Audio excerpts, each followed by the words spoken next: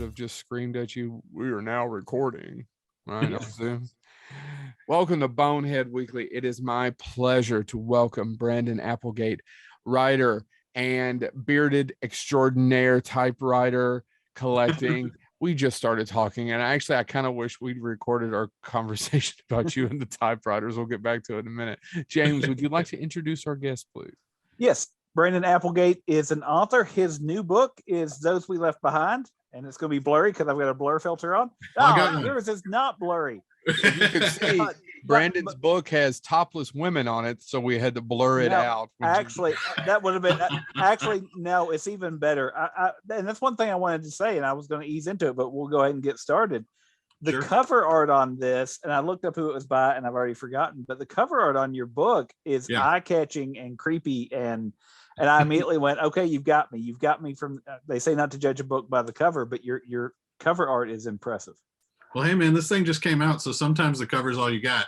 But but yeah, no, I mean, I'm really proud of how this whole thing turned out. I wish I could take credit for this incredible cover. No, it's artist Christopher Castillo Diaz.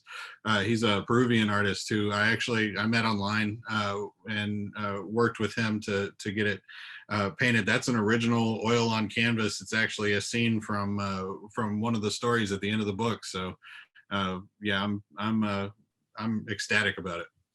Now, it also has a couple. The chapters occasionally have art in them as well, intro art and things. Does he do that art as well, or is that art from? Yeah, not in this book. It's actually just art that I found in various places online and purchased rights to, or in some other way grabbed the licensing for it. So, but yeah, no, I took a lot of time with the interior and the exterior of the book, really kind of making it into something that I would have wanted to see.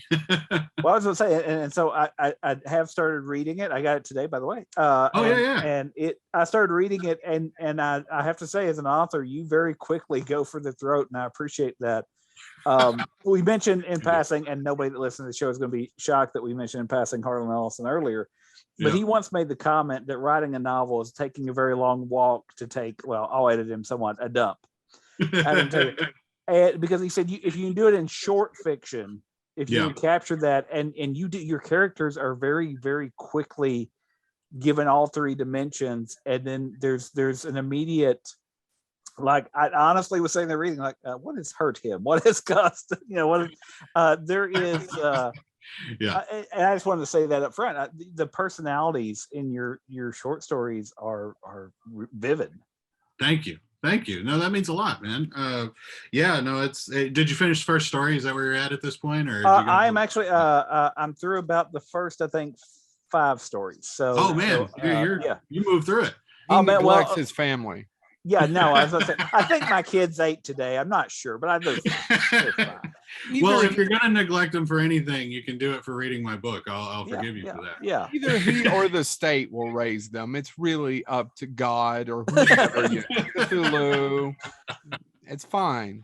Yeah. No, it's all good. It's all good. Yeah. So you made it a little ways in. I got to look and see actually where you're at. If you're 5 stories in. I can actually tell you where, because I actually got the bookmark marking it and everything. Let's see. I just finished. Brain freeze. Sorry. The Goat Man. Oh yeah. By the way, the Goat Man is fate, destiny, existential dread. Like I was saying, it's everything. It's the commentary. There is no Goat Man, and we are all the Goat Man. So, yeah, and that is. And when I first started reading it, it struck me because I grew up in a small town in nowhere, Kentucky, Eastern Kentucky. Sorry, nowhere. I didn't mean to offend you. But those urban legends of, we had, there's a cult that meets at Clag Mountain. You'll never see them, all that. And so those mythologies that pop up. And so to read a short story that has this, you go here, you do this, and this happens. But then to see the result of that and the commentary from that. So no, the way you summed it up there is perfect. There is no Goat Man, and we are all the Goat Man. I love that, man. And yeah, no, you're exactly right. That's actually where it came from. So you guys are in Kentucky. I'm from Texas. I'm actually located pretty close to Austin, Texas right now, but I grew up in a little small town just south of Houston. Little bitty place way out in the country is where my house was at. And We're at south of Houston. Columbus, Texes. Okay. Is that on the way to Galveston or? Yeah, I believe. And let me pull up my Texas map in my head. I actually think it's south and it'll be south and west of Houston. So okay, kind of in between Houston and San Antonio in a way. Okay, but, got it. Yeah. But yeah, so little bitty small town out in the middle of nowhere. My house was way out in the middle of nowhere. I had to take a bus to school. I had to get on at 5:30 in the morning, and the the bridge that the Goatman story, and even the Goatman story itself, is based on an actual urban legend, I guess you call it, or a little legend from my hometown, which is there was that little bridge. It was a little crappy bridge, no bigger than the desk that I'm on right here. It's just a concrete pad over a little creek. But they said if you pulled up on top of that bridge in your truck and you park, turn the lights out, honk the horn 3 times, the Goatman would come out and get you. Nobody ever told you what "get you" means or anything else. There was never any of that. But yeah, that's kind of where that story came from. When you're from the sticks, you know what "get you" means. Nothing good happens after dark. Don't you bullshit me behind that beard. I've got a beard. Getcha is everything that comes up underneath those covers if you don't cover your feet.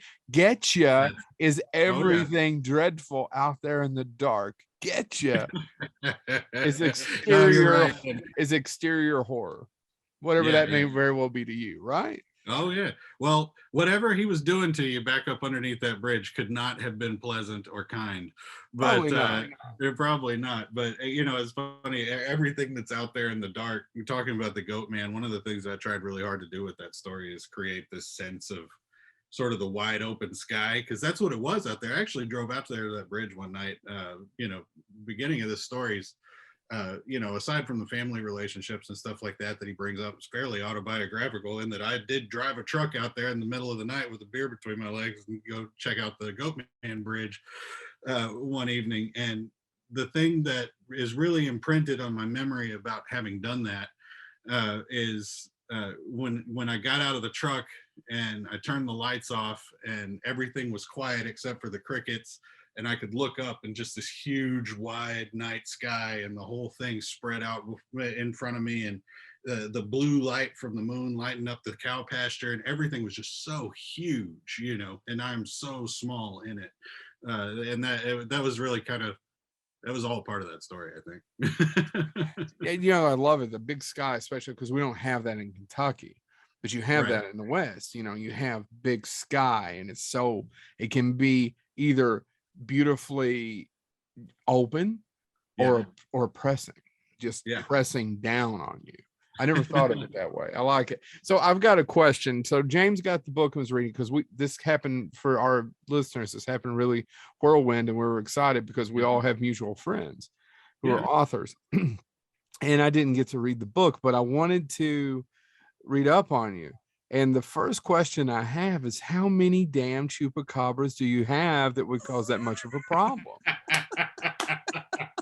They're everywhere in Texas, don't you know? No. I've been to Texas. What I enjoy about Texas is barbecue, like most folks. And the weirdest thing is it's one of the few places I've ever been in my life where a restaurant actually has bring your own beer. Yeah. That was the damnedest thing. I couldn't wrap my mind around bringing your own alcohol to the restaurant. Well, that's how they get around not having a liquor license, right?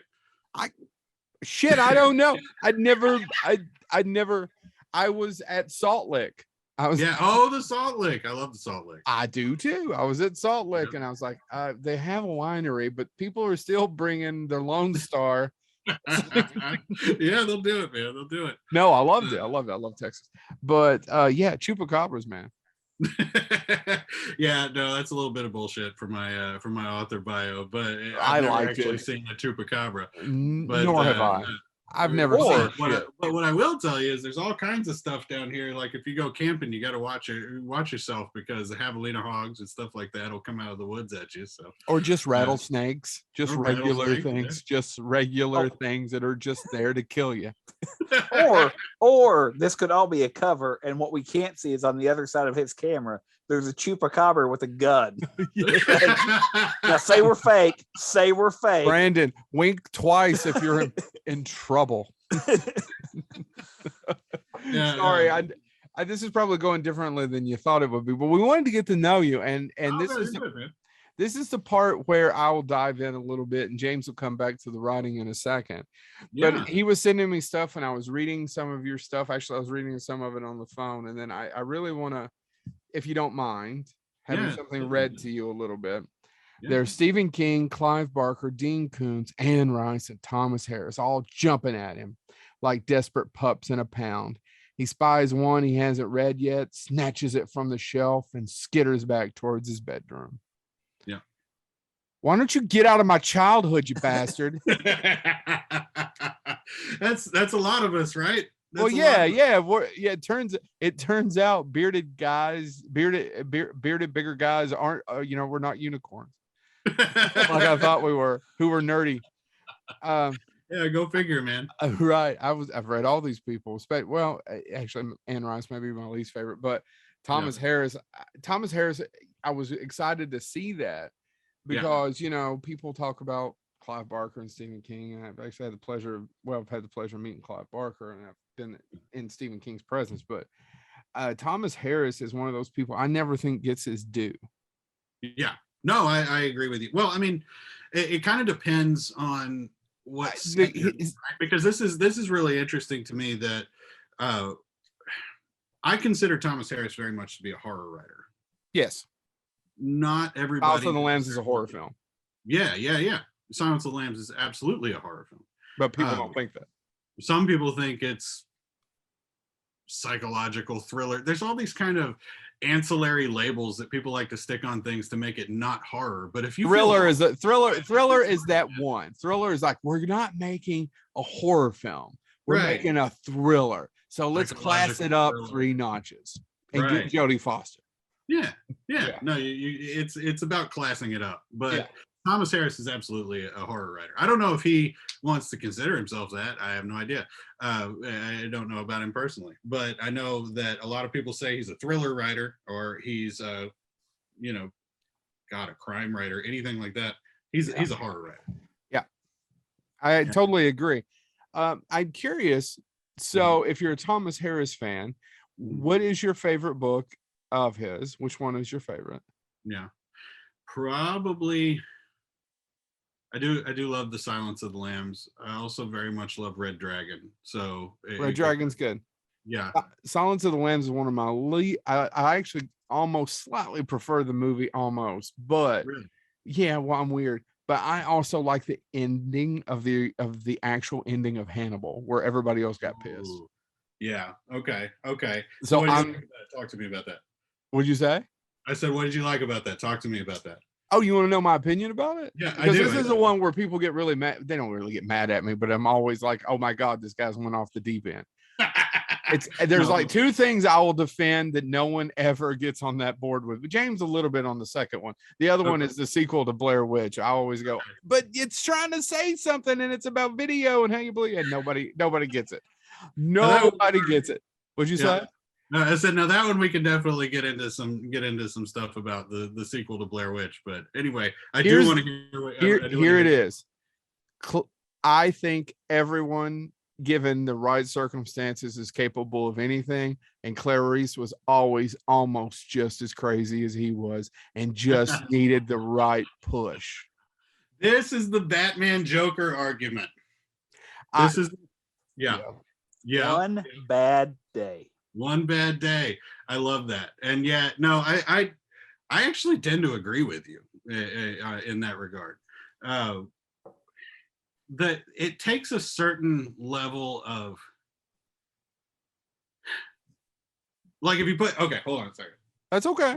If you put this in terms of Clarice and Hannibal or Batman and Joker, this kind of thing where you have the two opposing forces, they are never as far apart as they want to appear, right? Ever. And so when you have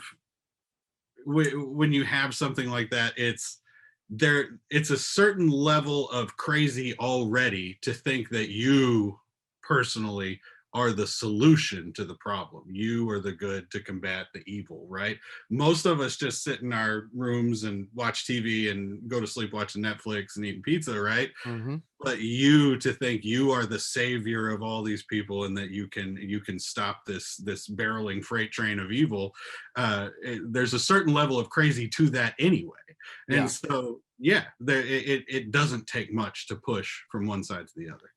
Yeah, I remember reading it when it came out and everyone being just absolutely just, well, I'm of a certain age. I was able to read books when it came out, and everybody just being pissed. And I always like, oh, but I like it.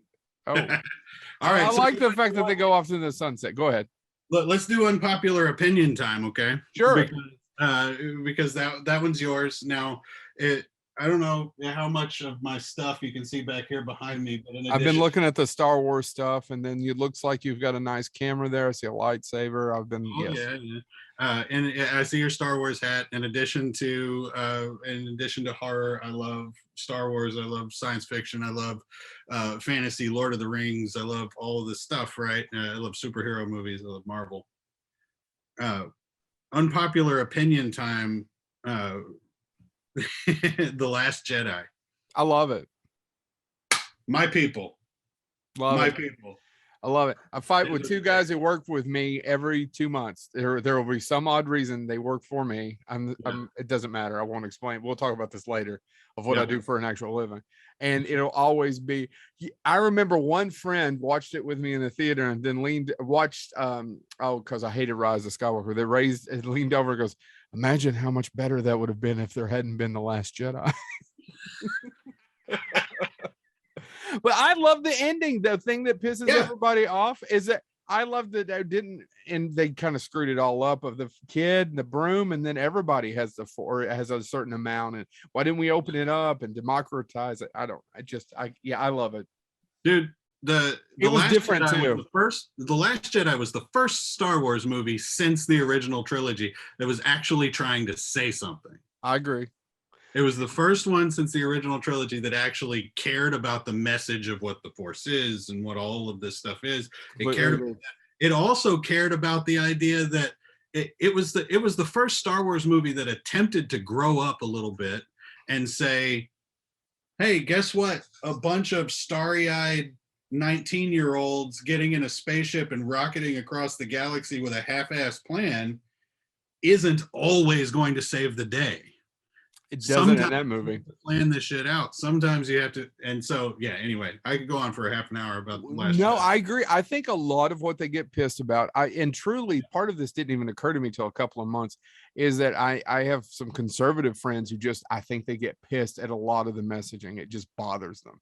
Oh, it's that everybody can have something thing? Yeah. I think it just pisses them off. And then everybody of the way as just the Luke of making Luke, instead of having this one dimension. And by the way, if you looked over here, over on the other side is a Empire and a Star is a New Hope one sheet, original. All these are original.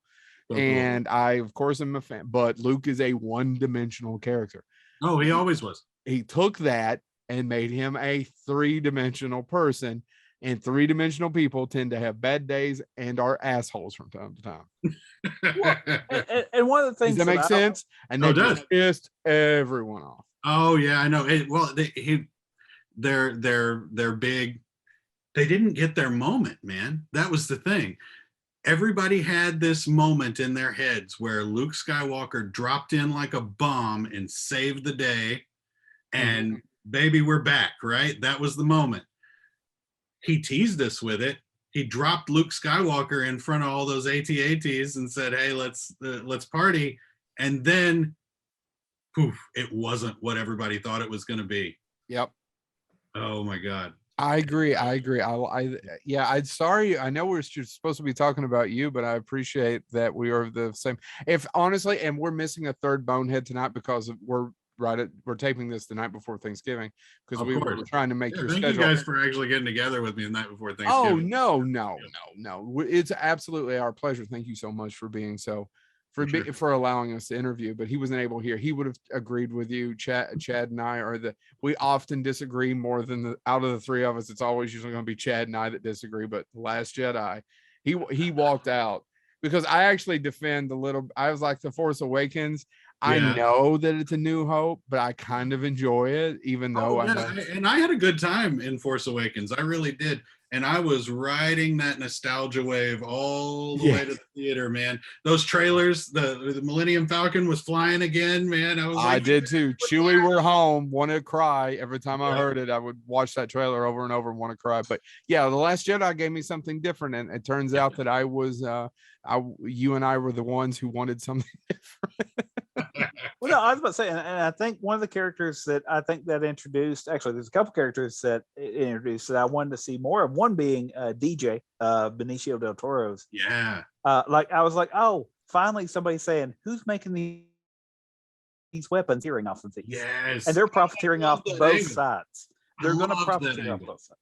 And I literally, not that Disney Plus listens to us, but if you happen to be listening to Disney Plus, I would give me an entire series following, because I honestly, like, I love from the original Lando Calrissian's my favorite character, because he's a scoundrel and he betrays his friends, but then he turns it around, and he's the only one that goes against the Empire and the rebels, and he's still like, he's charming. He's charming.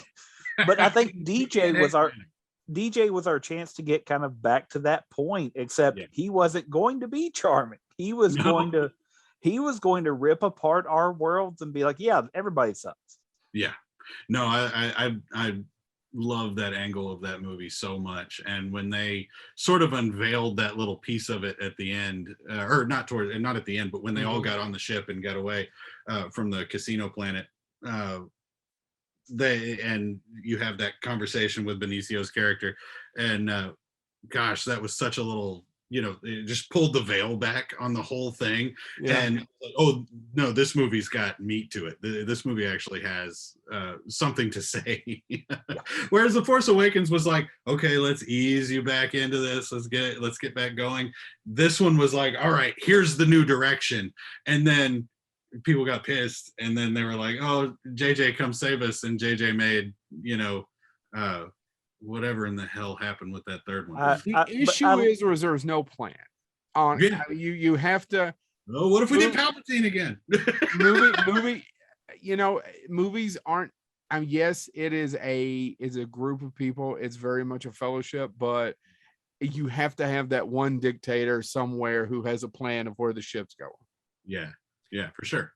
It's kind of hard to, and especially when you're doing a three arc on that. James, what were you going to say?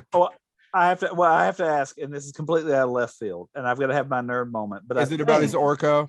If my vision's not completely wrong, is that a Rocketeer action figure behind you as well? This is the Rocketeer. Yeah, hang on. Woohoo! I'm not crazy. Sorry, I'm a huge Rocketeer fan. There you go, man. Yes. Oh, yes, there he is. That is awesome. Sorry, I literally, my eyes went over to it, and I'm like, is that the Rocketeer? Because that looks like the Rocketeer. Absolutely the Rocketeer. Yeah, no. Picked him up of all places at like a Walgreens. Just found him in like the toy section. But yeah, no, he's got pride of place for sure. I love the Rocketeer. Yeah. No, it's one of the lines I always do that nobody gets. Like, my kids have seen it now, luckily. Yeah. But I'm the Rocketeer, the Rockahoo. And it's just a great line. Like, I've been busy. How am I supposed to know all the secret identities? I love that. It's an overlooked classic. That's a great film, man. Yeah, no, that's where a lot of my background is when it comes to movies and stuff. Because I write horror stories, and that's kind of funny considering that horror movies are not always my favorite movies. However, I mean, I love a good horror movie, don't get me wrong, but I tend to float in the direction with horror of like Hereditary and Midsummer, like the A24 stuff, kind of the stuff and less the Jason and Freddy. Although don't get Freddy was always my favorite growing up because I was definitely a supernatural horror guy, and Freddy is at its heart a ghost story. But but outside of that kind of stuff, like Indiana Jones, Rocketeer, Star Wars, this stuff is that's really my home when it comes to movies. Well, now I'm even more of a fan because I always loved Indiana Jones. I always say like I love Star Wars, but I was like Star Wars because my father always loved adventure films. So I got Indiana Jones first. And that led me to all the generic impersonations like the Alan Quatermain films, which then led me to go back and realize, oh, Alan Quatermain's older. I'll read there's a whole thing. And then, so I think that's fascinating. So I think that's really interesting because I came late to horror as well because I was the easiest child to scare ever. Matter of fact, speaking of Indiana Jones, Raiders of the Lost Ark, the end of it, I would have to find reasons to step out of the room. Like, oh, I just remembered I'd left the cat on fire. Let me go see if the cat's okay. When I was little, because I couldn't, I loved the film. Yeah. But then it's like, oh, the Covenant's opening up. Yeah, I'm going to go make a sandwich. Oh, dude, there's ghosts everywhere. People's faces are melting. It's a moment. Yeah. It's one of the things that was a gateway to later. I was probably 16 or 17 before I was like, oh, okay, I can take horror now. Yeah. But had it not been for Indiana Jones, it's like, oh, it's cool. He's got a whip. He's got a gun. He's fighting Nazis. Yay, Nazis fighting. And then we're turning it around and, oh, now there's, demons coming out of a box in the desert. Cool. The weird thing about me growing up, because I did watch horror movies when I was way too young to watch them. I watched all these adventure movies right at the right time because that's what I should have been watching instead of all these crazy, horror movies. The introduction to that book that you read from, Joe, is that's pretty much that's an aggregation, but it's a true story. Like, my mom was a horror fan in our house. My dad really can't wrap his thing around fiction, like he reads nonfiction books at best, and his connection to fiction really is movies, and he watched a lot of like Dune and Legend and stuff like that when I was younger, and so I got a little bit of that side of things that way. My mom was a horror person, and she's the one that had all those books, and also it was Freddy Krueger, never really Jason or Michael all that much. Freddy Krueger was big in our house, and really like science fiction and supernatural horror was my connection to horror. That's what she always liked, and so that's where I kind of jumped on board. The Blob scared the hell out of me. Just the idea that you could be eaten by this giant gelatinous mold. Now, are you talking about the Steve McQueen version, or are you talking about the Chuck Russell 80s version? Well, it would probably be the Chuck Russell version. Yeah. Do you know what I'm talking about? The one that came out in the 80s with Shawnee Smith and was it Kevin Dillon? Yeah. It's all going to be a little fuzzy to me because I promise you, I haven't seen them in years, and it's probably because they scared me so damn bad as a kid. We got to get you to Kentucky, buddy. You can come. This is, once again, we say this a lot, but the creepy statement: come over to my basement. Come over to what we call the dork hole. You will have a good time. And I'll give you Kentucky bourbon. We will have a good time. That does sound like a good time. I need to get out to Kentucky sometime. When you guys, James, you picked up my book whenever I was kind of like, I had like 12 proofs sitting over here on my back shelf. I was like, I gotta get these out of my house. And so I just did a Twitter post and asked for if anybody wanted to see them. And James, you were one of the folks who picked it up. I had 3 other horror reviewers from Kentucky, ask for this book. Horror is big in Kentucky, isn't it? We have several Kentucky horror writers here. I mean, there's are you familiar with Laurel Hightower? I am familiar with her. Yeah, she's kind of a little bit of a hero of mine. Well, she was at we did Halloween together a few weeks ago. Her kid and my kid are within about 6 months age each other, so we actually did trick or treat together. So Crossroads is goddamn brilliant. Yeah. She's been on the show with a couple of times. Yeah, she just blew up. Yeah. And it's we couldn't be more proud of our friend because we were friends before she blew the hell up, and then all of a sudden it was like, oh man, She ain't gonna now talk we to get to fat ride guys her anymore. coattails to glory. No. But it's interesting because Texas is funny because I see Yeah, what do you mean Kentucky? Texas with horror. having because one of the and hopefully I'm going to be able to con him on the show in the future as well because he's got another book coming out soon. Gabino Iglesias, I believe, is in Texas, and his and I'm going to talk about one of your stories that did the same thing to me. Oh, that's okay. Talk about Gabino, man. But Gabino's Coyote Songs. Oh my God, I finished that one just like a couple of months ago. Oh man, I can't get the where the coyote abandons them in the desert. Yeah. And they're in the thing. That scene as a father, but also just as a human being, where it talks about it is the most terrifying because at first I'm like, well, that's bad. But then it just plays out beat for beat and it bounces to other stories and it bounces back. And I'm like, it is terrifying. It is absolutely gut wrenching. And it's one of those things that for all the creature features that collection has, there is almost nothing scarier than the idea that somebody would say, no, you're done. I'm going to leave you. You can't get out and I'm going to let you bake in the sun.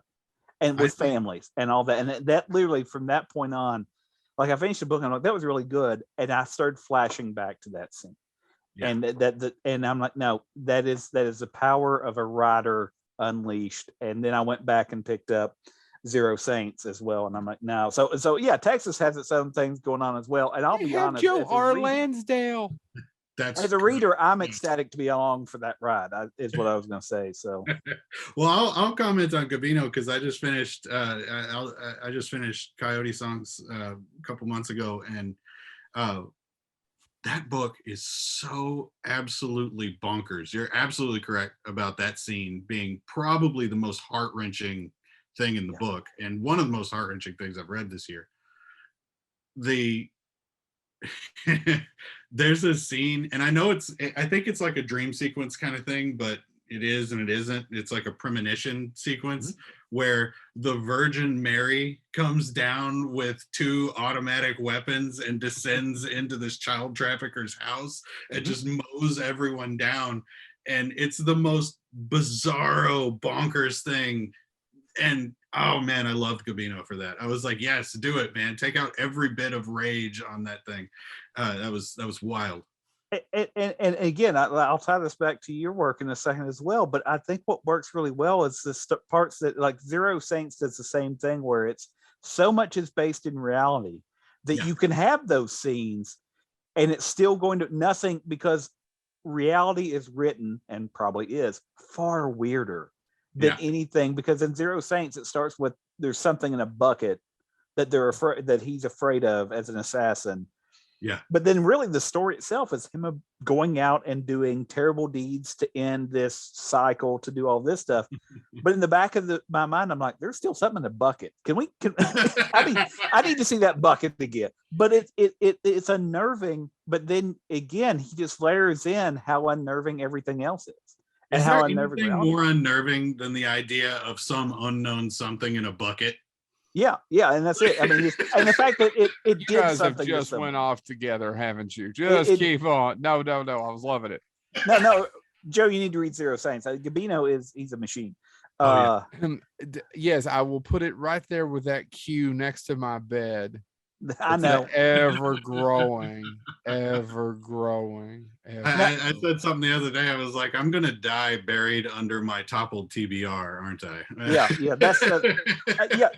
But I love that. And then I always tell people, and one of the things that, again, I'm always glad to read books, and I was really ecstatic to start reading yours, because to me, that's proof that we're still here. We're still moving forward. If we can still have creativity, if we can still do these things, I always tell people, and I've even told, I teach, and one of the things I've told my students is, whenever I feel down, whenever I feel bleak or whatever, and my wife even knows this, she'll be like, go to the bookstore. And I don't have to, I always end up buying things. I don't have to buy things, but I always end up, that was cool.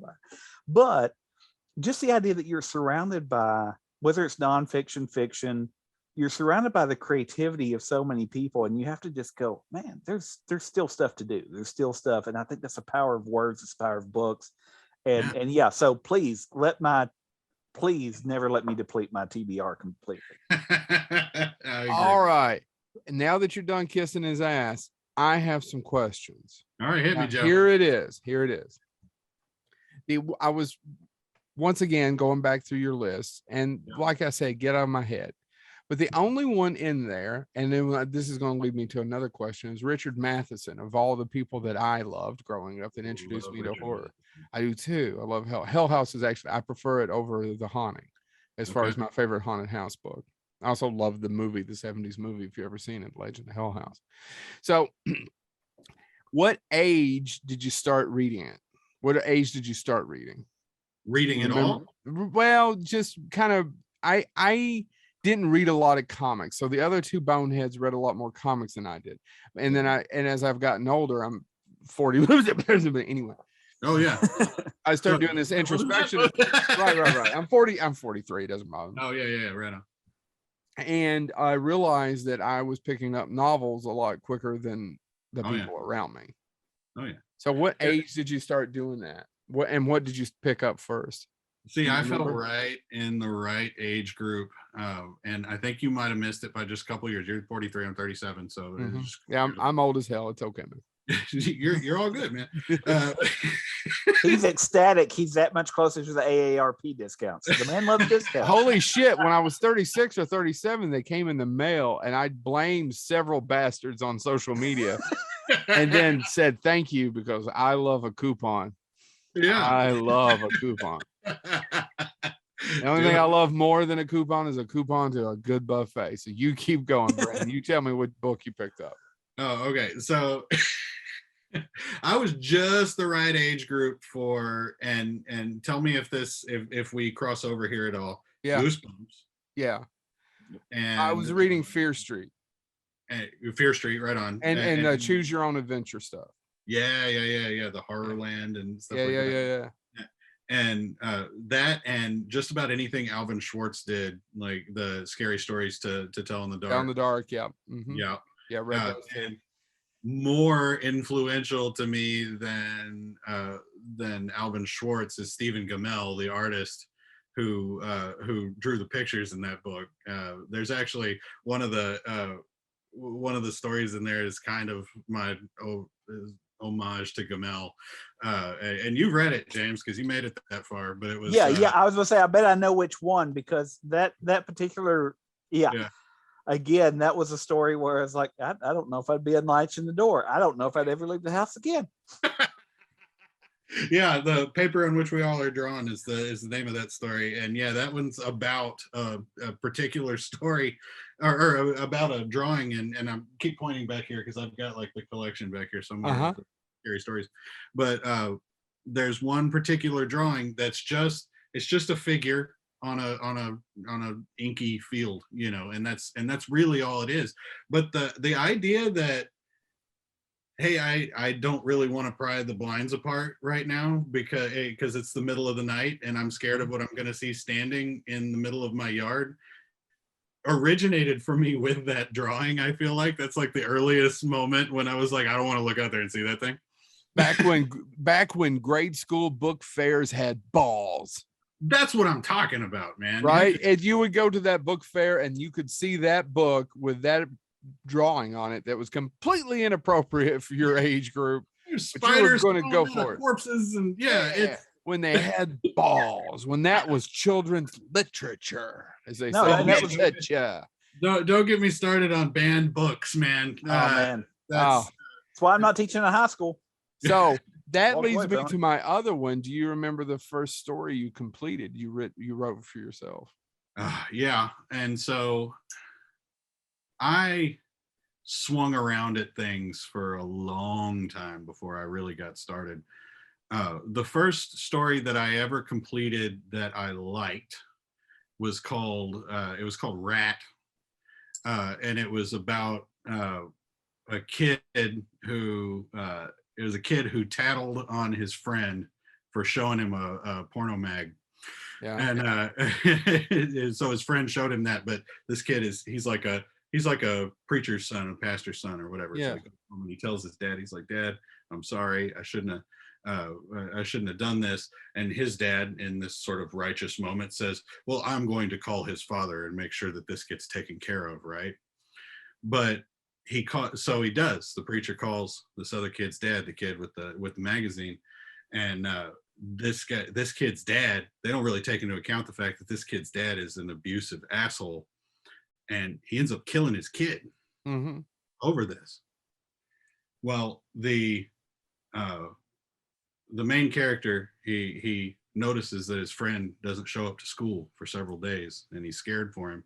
So he goes over to his house, and basically the ghost of his dead friend leads him into the house to where the abusive dad is, and that guy kills him too. So it's like a ghost revenge story. And you were 6 when you wrote this. I was not 6. I was I was in my 20s.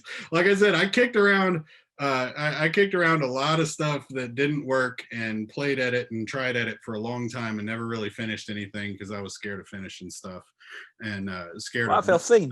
I wasn't really scared of finishing stuff. I was scared of being bad at stuff, it's very different from me now, because the idea of good and bad is really more about, did you do what you were trying to do, more than it is about some objective gate of quality, right? Because you did what you were trying to do, and you said what you meant to say, and it came from your heart. There's other people out there who have that same heart, who have that same feeling. They will get it, they will see it, and they will understand it. And that is good. Yeah. So how did you, so James and I, and if Chad was here, we've made several short films and we've written things. And what we used to say, and we still say it as well, it didn't exist before us. Yeah. So how did you get over past that boulder? How do you get past that block of not worrying whether it sucks or not, just finishing it, just finishing it, just doing it, the doing.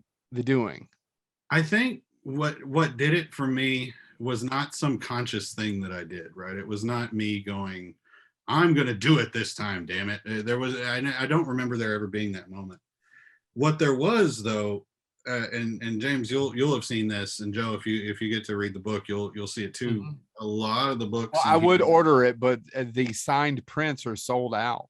Yeah, for the moment, man. I just got in a shipment of the hardbacks today. That's why I'm not that I wasn't checking. So just letting you know that I was on your webpage going, well, I'd buy it, but keep going. Well, I'll make sure you find out when I get some more, for sure. Got it. But it won't be long. But a whole bunch of the stories in this book deal with parenthood in some way or another, right? They're either from the kid's point of view, they're from the dad's point of view, they're from the point of view of a father figure or a mother figure.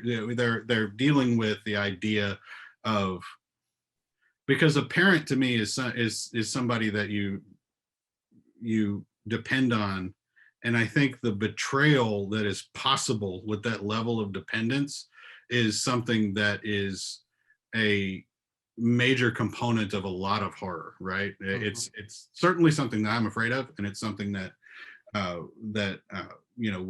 think a lot of people have experienced, and it feels very universal to me. But and so that's in there, but I didn't really start writing a lot and well, and I say well, doing what I meant to do, and I didn't feel like I had something to say until I became a parent. When my first child was born, that's just a couple of years into that really was when I started writing in earnest. And I think I overcame that block of, I'm not scared that that it sucks, or I'm not scared that it's no good, or I'm not scared that people are going to laugh at me. I overcame that less because I had some epiphany, and more because I just needed to finish something, for crying out loud, like this is, I needed to say it, and I needed to finish it, and that's what I did, but it needed to come out. It's interesting because so I was later in life. My son wasn't born until I was 39. He's 4 now, and we've talked about this many times on the show. All the boneheads are dads, and how much it changes you and it's hard to explain. And every cliche you've ever heard about being a parent is true. Yeah. And so it's interesting to me that opened up. And then, of course, what you're doing is exercising your own demons about your own fears, because being a dad, James has talked about this before, and your James's dad talked about you stop worrying about your child the day they put you into the ground. Actually, my father's phrase was technically about 2 days after they put you in the ground. About 2 days. Like there's that much stress still built up, and you've got to be dead for 2 days before you're finally able to let go of the stress. That's just my father. That's what he said. So it's good phrase. I like it. I can absolutely see it being true. My oldest daughter's 9, going on 10. My youngest is 3. So I've got 2 girls separated by 6 years, but they're you think that they're going to hit some point where, all right, they're good. I can kind of step back a little bit now. But you always think you're going to get there, and then there's always something else. You never stop being scared of that, Right. And you won't be till they put you in the ground. No matter how old they are, no matter what happens, they will constantly be on your mind and worried, or some sort of, what are they doing? Until they put you in the ground. So I'm 37 and I'm doing all right. My mama still worries about me like nobody. So. I was going to say that was my father used to always tell me that he would make my mother, because my dad worked in a factory for years and he was in the military, so his hearing wasn't good. Yeah. And so he hated telephones, but he hated telephones because he had trouble hearing. But he would make my mother call, because he would hear on the news, oh, there's a traffic accident in Lexington, Kentucky. Now, Lexington, Kentucky is not New York City, but it's a big enough place that there's tons of accidents that can happen, and I'm not involved. Yeah. But if he heard on the news, or if he heard, oh, there's an accident this morning, or that just as a fender bender at 4 a.m., he would be like, I heard that on the 6 o'clock news. Call him and see if he's okay. And I was like, Dad, I was 4 a.m. I was probably still up, but I was playing video games or something. I wasn't out cruising. But it was, and so, yeah, I think you're absolutely right. And it's one of those things that it's the cosmic balance between how do I let my child live, versus how do I shelter them? Like, okay, I don't want my kid to be the shut-in that never gets to spend the night at a friend's house, or never gets to do anything like that, or have sleepovers. But how do I vet their parents and their siblings? And I'm like, how much investigative work do I have to do before I can sleep that night myself without thinking what could happen? Well, so back to it. I mean, do you obviously with you have all these things that are in your mind or your subconscious? I mean, how much do you think about it when it goes into your stories? Are you conscious of it until you look at it and you go, oh shit, what was I thinking? Well, sometimes that's the case. Yeah, it's a little bit of everything that you just. And it's said. a very cliche question. I don't mean, but it's more delving into the psychology of you and your process.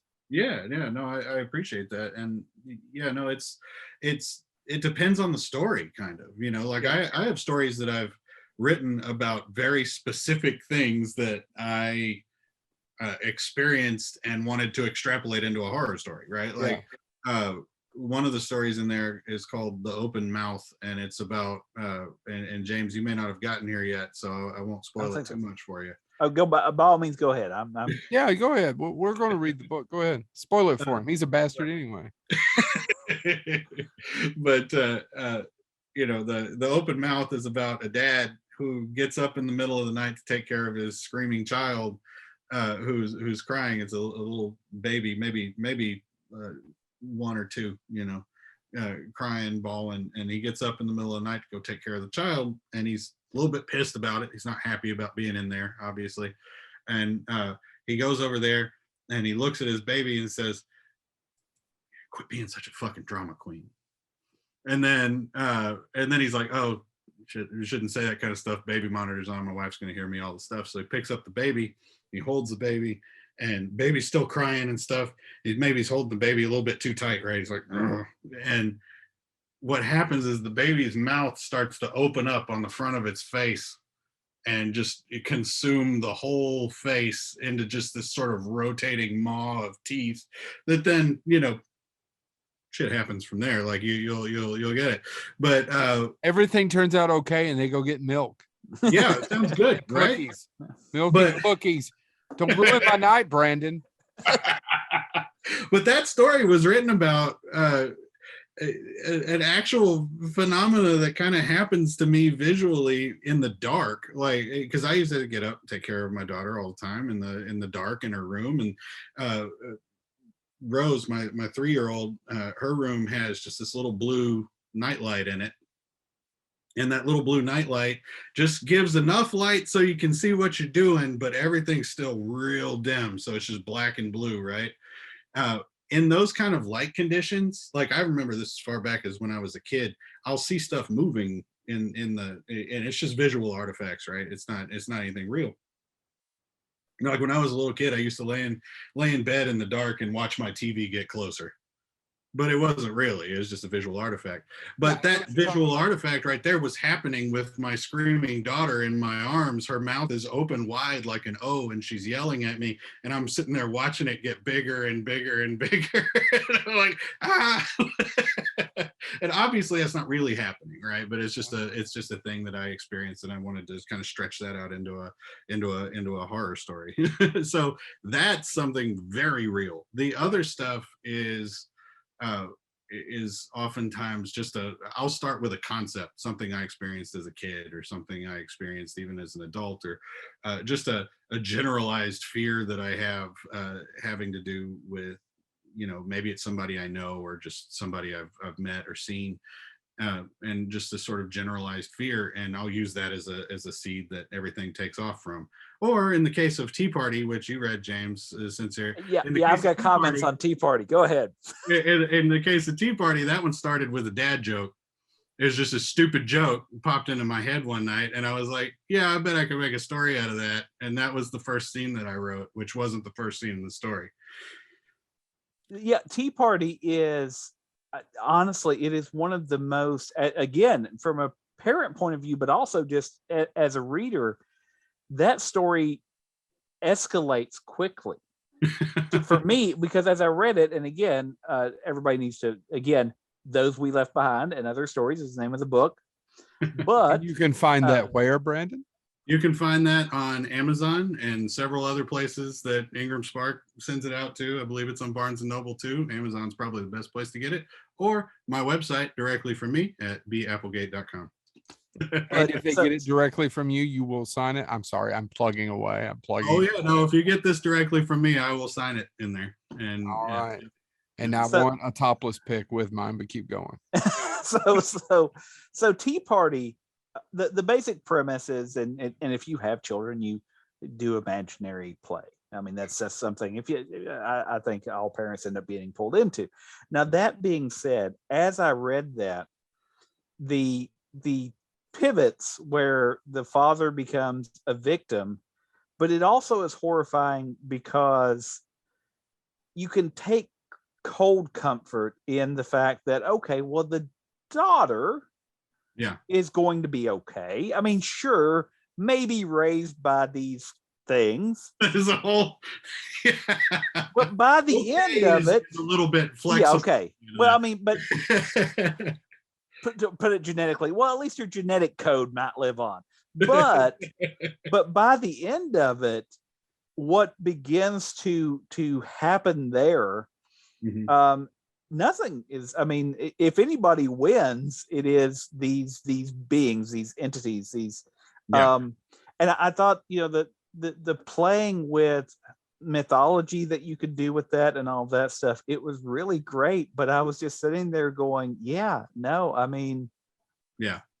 is no, it is a family terror story, because even though, part of me thinks, my kids are killing me, but it's not that extreme. But then even, that you have this idea of, okay, yes, as a father or as a parent or as a family member, I would sacrifice myself if that's what I had to do. But then that's not enough. That's not, and there's so much you can read into that. What is the what is the response if they actually ask you to, right? Like, Yeah. or they and it's not like a save my life. It's a you know, my friends here are going to eat you, and that's going to get me something.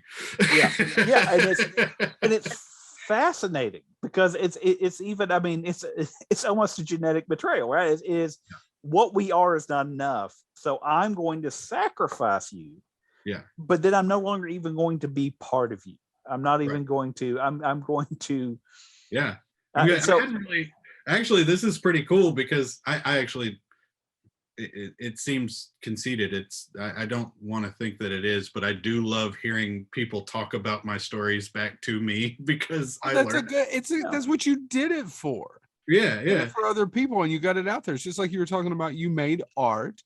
Most people consumed art. Hopefully, it touched some of those people, and then you hear it back, and it's not to be Disney about it. It's a circle of life.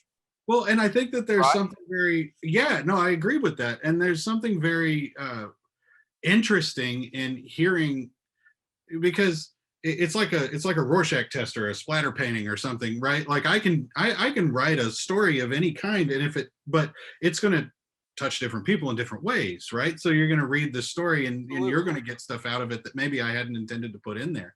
This idea of that you just talked about, James, when you said that uh, I'm going to sacrifice you, but then I'm not even going to be part of you. Like the sacrifice was literally for her to get further away from him.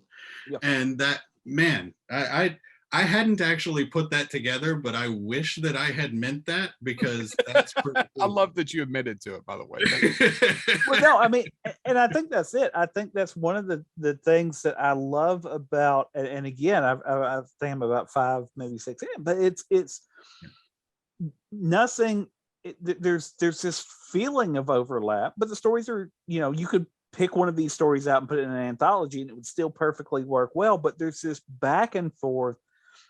And matter of fact, the first story in the book, bedtime story, or as I like to call it, the Anti-Princess Bride.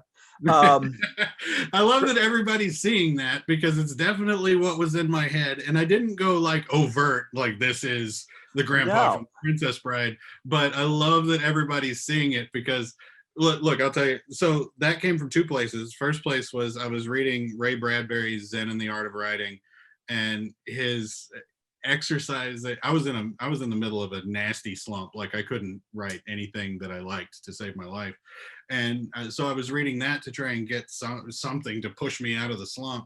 And one of the ideation exercises that he does is he goes and he just comes up with as many titles as he can, and he writes them down, right? And it's just like the thing at the top of the stairs, the monster at the bottom of the lake, and he just writes down a million of them, and then he picks a few and he writes stories around the title. And I was like, all right, let me try that. And I went online and I found a horror story title generator somewhere that you could just click a button and it would refresh. And one of them that popped up was Bedtime Story, and literally the first thing in my head was The Princess Bride. And then I was like, yeah, but what if that went terribly wrong? Like, and so that really was kind of the seed for it. And I love that everybody picks that out. Well, I honestly, if this was The Matrix and the blue pill was The Princess Bride, oh, it's going to be a good bedtime story and everybody's going to have fun. The red pill would be Bedtime Story. Right. Everything, because as I was reading that, and again, I think you layer horror. And so the horror of what this grandfather went through, of being, oh, you're going to be a hero, you're going to be, you've got a good heart, you get to go and you'll save the world, and then obviously the reality that crashes down with that, and as that story goes along, and so that's a very real horror. But then this idea that again this child point of view of, okay, this is somebody that I've looked up to, and then it's and to see that ultimately I've been betrayed, and so I think that's one of the things. But also it's almost it's not a humane betrayal, but it's a logical betrayal. This is a figure that I've suffered, I thought I could get back what I wanted, and I'm going to have to take this deal, and to do that Yeah. I have to do something, and you're going to have to be in. And it's one of those things that, again, it's dark, it's bleak, it's all of that stuff. But I was like, is that automatically a villain? Right. No, that's the question, right? And if you look at the grandfather's life in that story, as he goes through and talks about the different pieces of it, his is a life where he routinely gets the rug pulled out from under him, right? Like he starts to feel something happy, he starts to feel something good, and then it's taken. And then he's sad, and then he starts to feel something good again, and then it's taken. And this happens to him repeatedly throughout his life. But the question with the grandfather to me is very much and I use the war veteran as a pastiche for this, but I was not in the military, so I don't know, and I have friends that were, and I've heard stories, and they're terrifying. But I think that there is, you, on a certain level, you get to choose what you do with that, right? Mm-hmm. And I think that the grandfather in that story sort of has a history of, at least to some degree, choosing somewhat selfishly, right? Mm-hmm. And he chooses to pity, and he chooses to be to react in a certain way. That may not all be choice, because him over and over again. Yeah, but, and it does set up the thing that, why did he go to be a hero? Well, he wanted to be a hero. It was, he wanted that. He didn't go, like he says, well, to help people, but he also wanted the accolade. But you can, and one of the things that I loved about it, when you write a book, you read the story, especially when it's a series of stories, you read those stories 423 times before you publish it.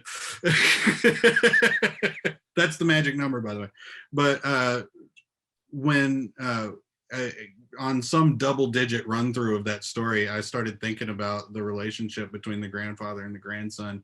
And there's a similarity between the grandson and the grandfather that I didn't pick out until I'd read it that many times, which really is that, when the grandfather was asked to make the sacrifice to go to war in order to save all these people and be a hero, that's what he wanted to do. He wanted to save them. And the grandson at the end sort of makes that same leap, where the grandfather is like, this is what has to happen in order for me to be happy. And the grandson says something to the tune of, and I think he kind of pulls back on it a little bit because it's just so terrifying, but at the same time, it's, if this is what has to happen, then, and if I can help my grandfather, then I want to, and it's that they sort of make that same leap. So in a way, they're iterations on that same idea. All right, I got a question. Yeah. When's the novel? That is the question, right? Well, it's a bad question. It's one of those questions that I feel that's tough to ask writers, but we have to. The sense of it, it's a question like, for example, when people ask someone who's going through a divorce, are you going to get married again? It's also it's kind of like that. Does that make sense? You just got that same feeling to it too, man. I'll tell you, because it's a big project. Or we've done short films, and what's the next one? And you're like, shit, I don't know. I'm a burn victim, and you want to go camping. Right? You want to roast marshmallows. Here, make a s'more. Just got done with the skin grafts. Yeah, man. Putting out this book has kind of consumed my the part of my life that isn't work and kids and family and all that for about 6 months, 6 to 8 months. And that's only because it only took that little time, because I had already written most of this. The only two stories that I didn't have written when I started putting this book together were Goatman and Roots Run Deep. I've got questions about that one too. Okay, yeah. But those are the only two stories I didn't have written when I started this. And so it's consumed everything for a good 6 months, just trying to get this put together, make it look right, and make sure that I had, oh God, self-publishing is insane, marketing plans, all this different stuff. But that said, yeah, there's a novel, or at least a novella, on the horizon, and I already have the idea for it. So, fingers crossed. And go ahead. Oh, I was just going to say I'm excited about the idea for it because it's going to deal with like a traditional monster, which is something that I usually don't touch. So it's different for me. I usually make up my own monsters and try not to go vampire, werewolf, that sort of thing. Yeah. But yeah, so I'm kind of excited to explore something a little bit outside my usual comfort zone. That's good. What's your process every day? Do you have a time, a certain word mount? Do you have how do you get away from the little bastards to do it? I stay up late. There's a I read about it. They call it revenge sleep procrastination. Yeah. But it's basically not going to sleep because you have to wake up the next day and go to work and do everything again. So you want to get what you want to get that time for yourself. That's really how I write. Is I stay up late. My kids go to bed. My oldest is going to bed right now as we speak. So she's it's 9:30 here. So that's right. That's the latest we let her stay up. But yeah, so she's going to bed right now. So basically, what would happen is she goes to bed. I do the dishes, feed the dog and the cat, and then I come plop down in here and I will either write or play video games with a couple of friends of mine until like 1 a.m. So you don't write every day? No, I can't. I tried to when I first started doing this in earnest and trying to be really serious about it, I read Stephen King's On Writing and I tried to do everything that he told me to do. But he's a machine. It was a damn disaster trying to be. Have you seen? You mentioned his that living. Hold on. This is so.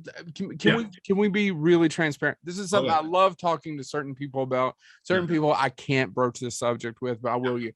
So I do a lot of convention work. James you do a lot of it with me too. Not so much anymore.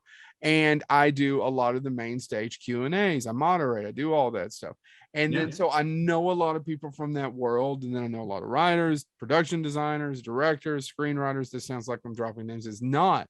It's I know them, and I know a lot of people who do a lot of the convention stuff, and I know people who are writers or doing this, and I know that they have a living that they're making doing something else. That this is, I call it my side gig. Yeah. Right. Yeah. And they won't talk about it. You know exactly. Talk about having a job that isn't this thing that they're right. Brandon, now that I've said it to you, I bet you could name 5. Or if you thought about it, of people like that. Oh yeah. I mean, yeah, probably. I have to think about it for a minute. But yeah, no, I mean, I don't know. Okay, so I've got writer friends, obviously a few, and I only know what one of them does for a living. Right, because a lot of times it doesn't come up, and I get it, but I naturally inquisitive. I ask questions. My background's, we've been doing this for a long time, and it'll come up, and it'll be, they don't want to even talk about it. And I'm always, well, this is my living. Actually, I do okay outside of this. If I had to sit around and worry about, I would starve to death. And it's and especially for writers, because you're talking about 2 handfuls of people who make an actual living by Stephen King. And for people who get really wealthy, that's even less. Yeah. Oh yeah. No, I mean, Stephen King is a unicorn. And that's and that's his job. Well, I was always very another job. Oh yeah. No, I mean, I was always very creative growing up, and my dad was always the practical realist. Like I said, he's not a fiction guy unless you're talking about movies, and then it's like hard sci-fi. But so he was always a bit of a practical realist, and I would always come to him with my art projects, and of course, he would say, "Good job, way to go," whatever. And then I'd be like, "I'm gonna do this for a living when I grow up," and he'd be like, "No, you're not. Nobody does that for a living." And I think our fathers. It took me until I was like 25 to start writing in earnest because I was like, oh, I'll never make a living at that. And there are people that do. There are people who actually quit their job and do writing for a living. They're making a lot of sacrifices to do that. Well, I was going to say, and I think, by the way, our fathers were cut from the same cloth, because that's always, my father was always like, no, you're really creative. And he would say such things as, you have a gift I don't understand, and I don't know how you can use it. So, for example, Brandon, and I won't say who, we had a screenwriter a while back, and she's lovely, and we've actually developed a friendship like we have with a lot of our guests. And she and I were talking back and forth on message, doesn't matter. And I just one day said, and this person has produced films, like you can go see her movies and her name comes up. And I said, what you doing for a living? And she goes, oh yeah, blah, blah, blah, blah, blah, blah. And it's hard to explain that to people who don't either understand it or in some sort of denial. She's a screenwriter. She's part of the Screenwriter Guild. She has produced credits, and I'm telling you, she has a full-time job doing something else. Professional AF and still doing that other stuff. As fuck, bud. As fuck. I mean, one of my favorite authors in the entire world is Paul Tremblay, Head Full of Ghosts. If you guys have you guys read that? I've never read it. I've heard of it. Dude, go read A Head Full of Ghosts. Oh my God, it's life-changing. It absolutely blew my mind. It's what I aspire to do as a horror author, is something that impactful. That guy is incredible. He's got a number of books out there. He does stuff that I don't even know about until later, because it's not part of like horror authorship. It's like he's writing for a comic book, or he's writing some other thing over here. That guy does this for I mean, he's professional as hell. He's like a math teacher full time. And he talks about it on his Twitter. I'm not outing him, but some people I am confident in what I do inside doing this and do it, so it never bothers me. I just always talk about it.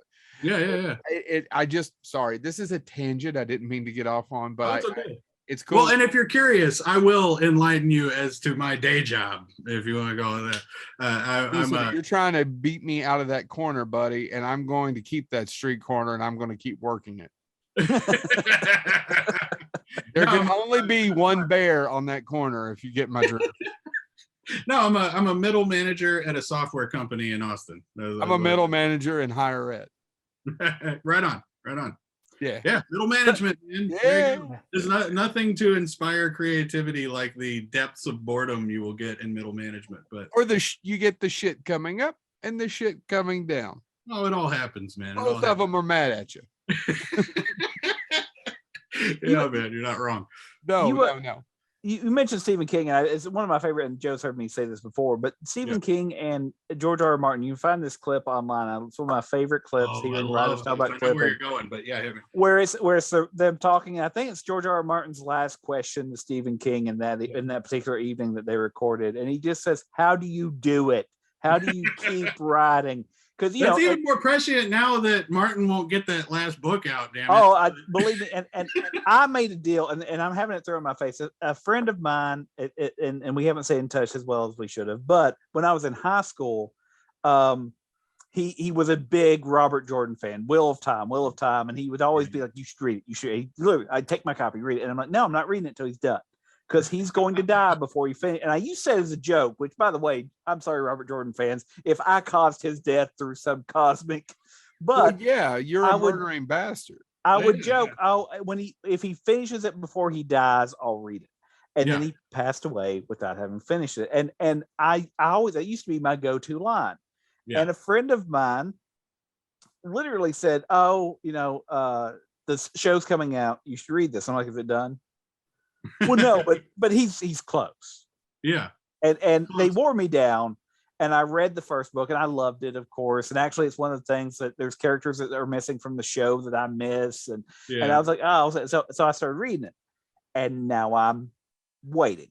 And I literally this is the cosmos paying me back for my Robert Jordan comments. That's what it is. I mean, well, now I wonder too, because I obviously don't know George R. R. Martin, but I wonder if so I'm not on the bandwagon for Game of Thrones, in that I have not watched the series at any length, and I have read half of the first book, so I have not delved. But I know that everybody was pissed about that finale, and I wonder if he doesn't want to finish that book because he's like, I got to do better than the TV show did, and I don't know what to do to unpiss off my fan base. Even though that's how the book ends. I mean, he says, it's different, but it's the same, which means, they talk to him. This is how it ends. Well, and he said years ago, but I think it's actually after the second book came out, so many years ago now. Yeah. But somebody asked him, well, how is this all going to end? And he goes, wind whistling through a graveyard. And I'm like, oh, that's pretty good way to sum up a book. But I think the thing that, and one of the reasons I did watch the show, I enjoyed the show, and Joe's heard me rant about this before. I'm like, but they cut out Ilan Payne. Ilan Payne was he didn't have a tongue, so he's the one that later has to train. He can keep secrets because he can't tell anybody anyway. James, he told you that he hasn't read the damn thing. No, I'm just saying. But nerd out on me, bring it on. But no, I think that's it, and I think that's one of the reasons why George R. R. Martin may have an out, because he's got all these characters. I mean, spoiler alert for anybody that only watches the show, I guess. But the mother comes back from the dead as this flaming ghoul. Yeah. And none of that's in the show. Yeah. And she's, the woman, woman in red, or woman of red, or whatever they call her in the book, when she's brought back by the fire. Yeah. And I'm like, none of that made it into the show. I kept thinking, oh, this is where they're going to do it. Oh, no, we're not. We're just going to cut that completely out. This is some cool ass imagery, though, and you may be selling me on the book anyway. I'm down with flaming ghouls. Yeah, I mean, it's basically we follow your OnlyFans. We are aware. But anyway, no. So we tip to see you do the flaming ghoul. Yeah, but no, I think but again, I think that's another reasons why no adaptation. You mentioned Dune earlier. Yeah, I watched the Dune movie, and it was a movie. But I don't think it touches Herbert. I don't think it touches Frank Herbert's. And I'm not. Please, Dennis Villeneuve. I'm sure I'm mispronouncing that. Please don't attack me. Denny Villeneuve. Thank you, Joe. Yeah, I've never heard. I think Villanueva. I think it's so. That's one of those names, like some words that I have only ever read and never heard pronounced. So yeah, that's I'm guilty of that all the time, and I'll actually have people. Matter of fact, actually, we had somebody. We're talking about character actors once, and I said Anthony Zerb. We lost a guest. We lost a guest because of you. Yeah. I said Anthony Zerb, and I didn't know it's Zerby. It wasn't him who canceled, but he just happened to listen to that one episode. Yeah, I know. So my mispronunciation has cost us guests in the past. I apologize. I grew up in the middle of nowhere, and I tend to read instead of watch. Right. So anyway, but you mentioned Roots Run Deep. Oh yeah, and I read that one, and my family being from Kentucky had some coal miners in the past.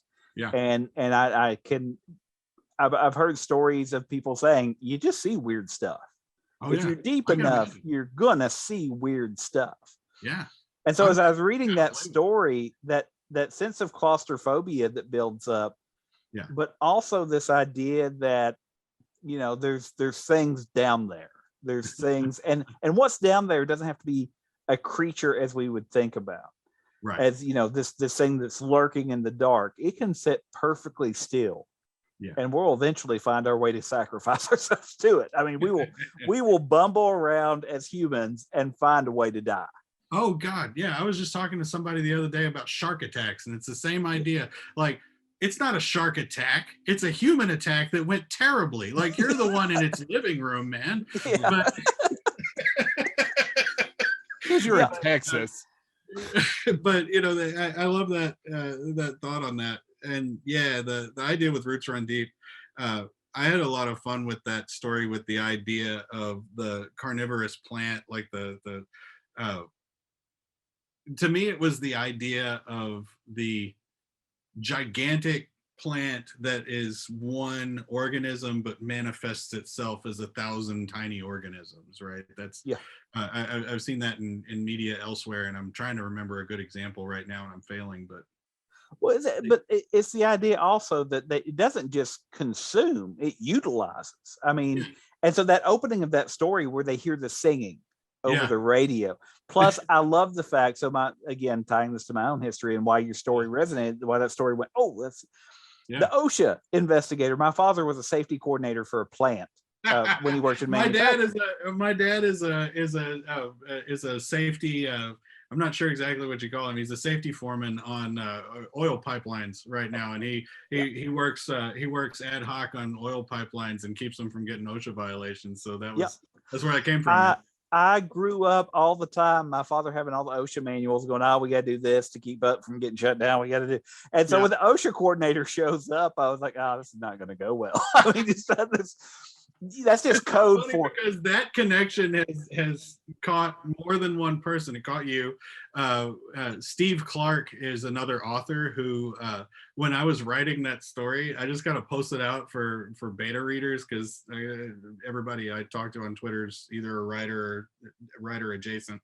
And I was like, hey, I wrote this story. I need somebody to beta read this. It's got a few things, and also an OSHA inspector. And I mentioned OSHA, and Steve was like, oh yeah, I know some stuff about OSHA. I can, and his job is like adjacent to that. And he was like, I can beta read that for you. I was like, it has less to do with actual OSHA you would think, me having mentioned it. But that did he come back and be like, well, you ignored rule B7A, which is in the general ordinance of, if you don't put that in there, it's not going to count. Yeah, no, I just wanted him to be really, because he's actually from OSHA, and my dad always complains about all this stuff, and I just wanted him to be really bureaucratic and kind of crappy, and then get eaten. So. Well, and that was, it's always like the thing. My Ghostbusters, father, right?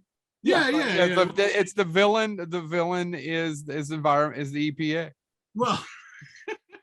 Yeah, we could talk about the moral implications of Ghostbusters for a minute, probably. Which, by the way, incredibly excited about the new Ghostbusters, and I haven't watched it yet. But if you like, I took a half day off last Friday just to go.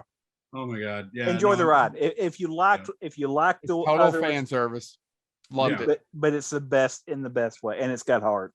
Yeah, don't make me go show you my gigantic Lego Ecto 1 that I have on my shelf over here, because I will get it and show it. Don't make me show you all the. I'll just say my son. Ghostbusters fans. It's total fan service, but I cry. I saw it twice. Our kids love it. My 4-year-old loves Ghostbusters, so I watched it, went and picked him up, brought him back, and then watched it again, and I cried both times. Oh man, that's good. That bodes well. That bodes well. I'm looking and everything the critics say, a lot of it's true, but they didn't make it for them. They made it for us. That's right. Yeah. That's right. It's a lot of fan service.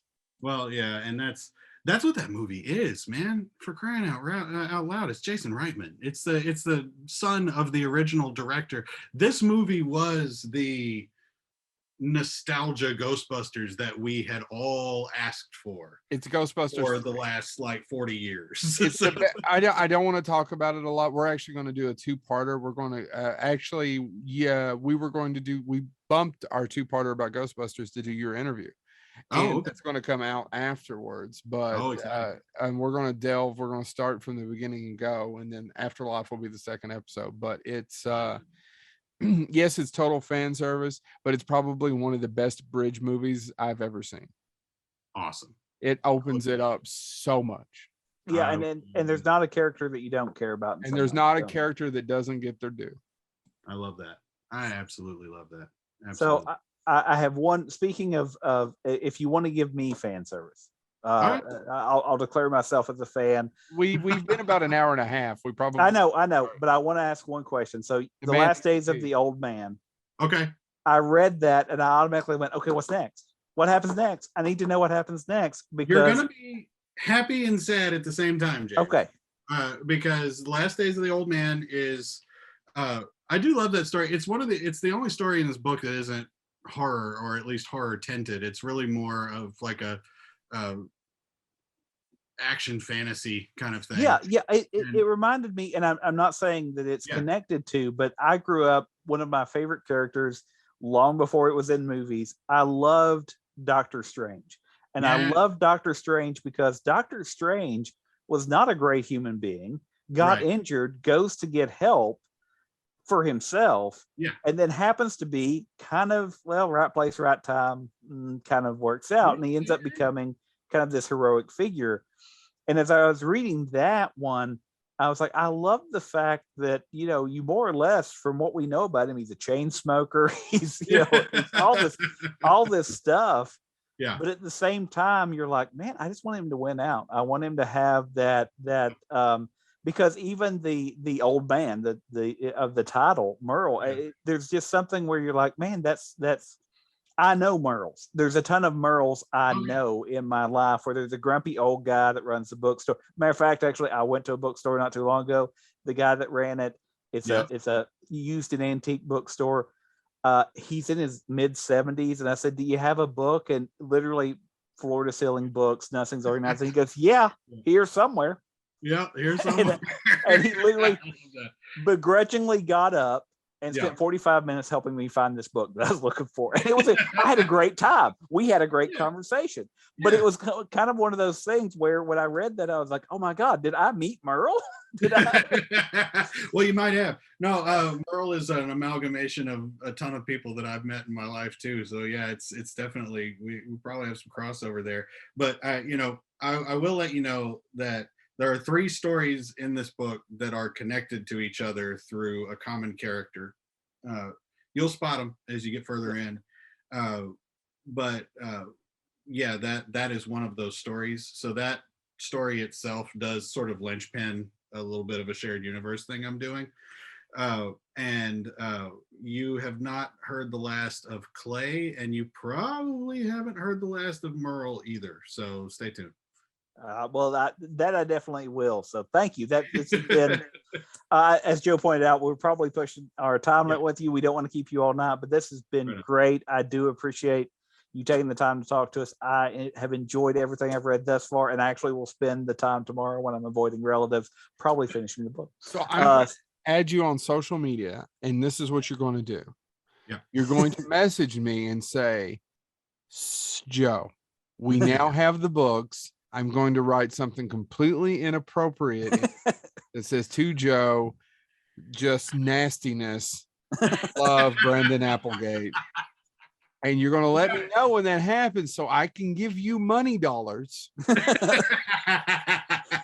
And we can promote the book, and you can sell them, and then you can give me the bookie for the money dollars. Oh yeah, no, you will have one, sir. I swear. Okay. I swear. Hand on my own book, other hand up. You will have a copy of this book. Absolutely. Thank you guys so much for having me on. Yeah. And then this will be coming out in a couple of weeks. We'll promote it out of it. But really quick, before you go, where can they find your books? Right now, you can find my book on Amazon. It's available in hardback, paperback, ebook. You can find it on a couple other bookstores, Barnes & Noble, Kobo, that sort of thing. You can also find it in ebook format right now on my site, bapplegate.com, and physical signed copies will be coming within the next little bit. So stay tuned there. Those We Left Behind and Other Sacrifices. Brandon, you were going to say something. I just want to make sure that our audience knew where they could find the book. Oh, dude, thank you for making me self-promo. I almost forgot. But yes, thank you guys for having me on. This has been a blast. This is so much fun. I'm so glad we got to chat. Yeah, it usually sucks less than people think it's going to. Which is our motto, actually. This will suck less than you think it will. I swear to God, I wish it was our motto. Sucks less than you think it will. Brilliant. That's a good motto. All right, I'm going to stop recording, and then we'll say goodbye. All right, this has been Bonehead Weekly.